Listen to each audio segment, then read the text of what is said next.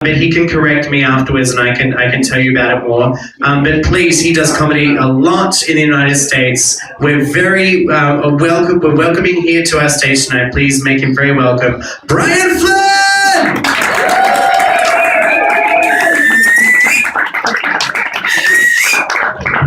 Hey, Rick.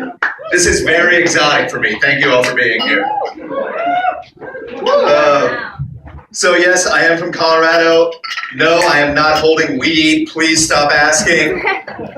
I want to keep it all for myself. How else am I going to get high? So I've been in town for about a little over a week now. Before I left, I went to IKEA to prepare myself for what it would be like. Also, I'm getting close to 30. That's sort of just what you do in America. You buy furniture and settle.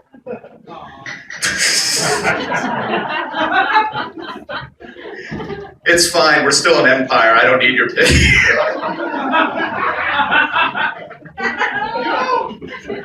And when I was at IKEA, I noticed that they have giant bins that are just filled with IKEA brand flip-flops. And when I saw that, I made this sound. Ooh! IKEA sells flip-flops? And that's the sound of my last shred of fuckability, floating away on the breeze. I am excited to be here. It's a legitimate excuse to blame cultural differences for a set not going well, so I never get to do that. Are you kidding? In my world, the only cultural difference that exists is how useless is your college degree, basically, or which Wes Anderson movie is your favorite, or which culture you're stealing from today. Those are the only differences. I was excited to come to Iceland. One of the things I've learned just doing research before that was Iceland doesn't really have an army or like an armed forces, which is really interesting to me. I also learned that about Costa Rica. They recently just disbanded their army, and I like to think that they did that just because they waited long enough to make sure Ronald Reagan was still dead. But we're like, okay, coast is clear, guys. We can do this shit. I was watching television recently, and I was flipping through the channels, and I saw a reality show called "Help! I'm Turning Into a Giant." And I think if that were my show, it would be called "Fuck Yes! I'm turning into a giant! Nobody touch anything!" That's my show. It's on TLC. I was at the grocery store just picking up some things, and I saw one of the weirdest things, and I know it's a common phenomenon that a lot of guys talk about. I saw a grown man who was clearly embarrassed to be buying tampons. And I've never understood that sort of thing. I feel like if you're a dude buying tampons, everyone knows they're not for you. You don't do that. Underneath. You shouldn't be ashamed. You should be proud that you get to have that sort of relationship with a vagina. Are you kidding? I would go around the store high-fiving people like, I'm involved in a vagina right now. Bam! I don't care that sometimes it might look like a cranberry bug. Oh God, I can't get that one out. I've never been embarrassed buying tampons. I have been embarrassed buying condoms, but I've been way more embarrassed returning condoms. Something you do when you're me. You know, you pick some up because you're feeling optimistic, but by the time you get to the checkout, you're like, this isn't going to happen for me. So everyone in the store sees you turn around and put condoms back on a shelf. It's like seeing a glass get half empty in real time.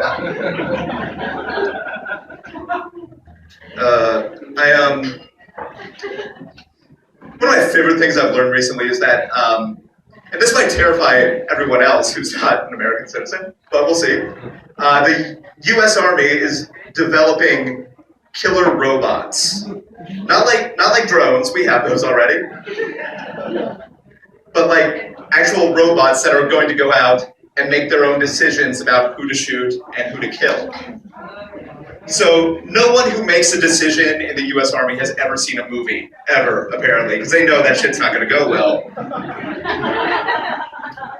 And how the robots work, and this was the most insane part to me when I heard it on the radio, was they were going to show the robot a picture of the target, and the robot's just gonna be like, got it, and find someone who looks like that.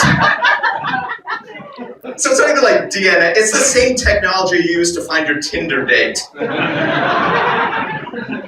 Except it's the only thing worse than a horny millennial. It's a robot with a machine gun. That's the only thing worse, all right? Well, fuck that. Fuck that. I'm leaving on a plane tomorrow, I can just do new shit. I don't know who here's done online dating. Okay, no one's willing to admit it? Yeah. That's thank you.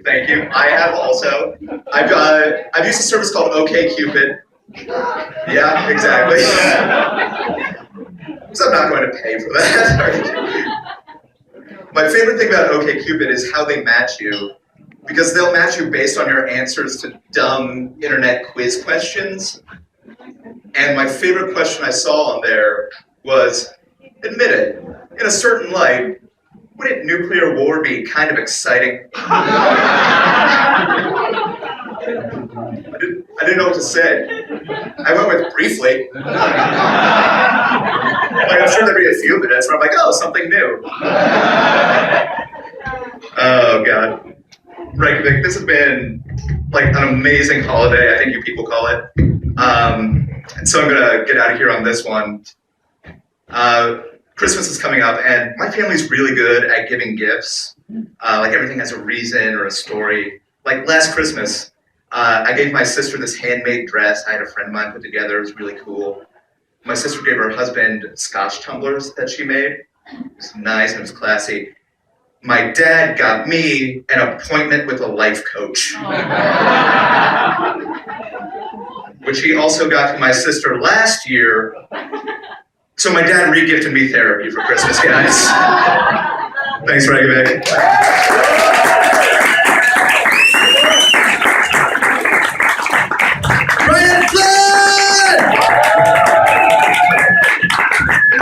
As most American comedians are, he's available for weddings, bar mitzvahs, Kwanzaa. In Iceland until tomorrow. He's leaving tomorrow. His girlfriend's here. Is that right?